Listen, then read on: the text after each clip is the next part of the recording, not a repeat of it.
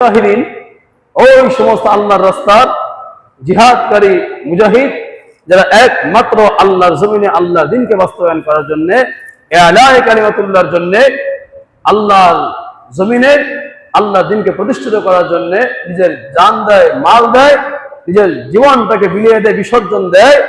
এর বিনিময়ে এই জমিনে আল্লাহর হুকুমত বাস্তবায়ন হয়, আল্লাহর কালিমা উচ্চারণ হয়, আল্লাহর নাম উচ্চারণ হয়, একটা ভূখণ্ড স্বাধীন হয়, আজাদ হয়, সেখানে মুক্তভাবে আজান হয়, নামাজ হয়, জিকির আজকার হয়।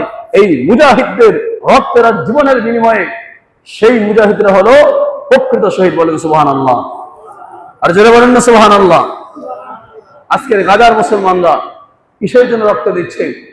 ইসলামের জন্য, আল্লাহর দ্বীনকে রক্ষা করার জন্য।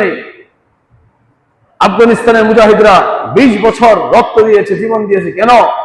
ইসলামের জন্য, ইসলামকে রক্ষা করার জন্য, আল্লাহর দ্বীনকে বুলন্দ করবার জন্য।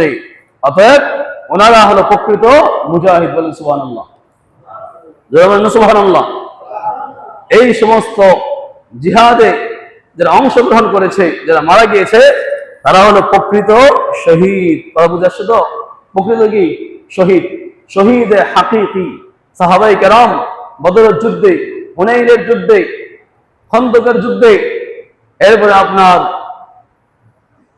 যে সময় উহুদের যুদ্ধে, যে সমস্ত যুদ্ধের মধ্যে সাহাবায়ে কেরাম জিহাদের মধ্যে মারা গিয়েছেন, ইন্তেকাল করেছেন, সাহাবায়ে কেরাম নিজের জান দিয়েছেন, মাল দিয়েছেন, হিজরত করেছেন, বিটা বাড়ি সবকিছু ছেড়েছেন।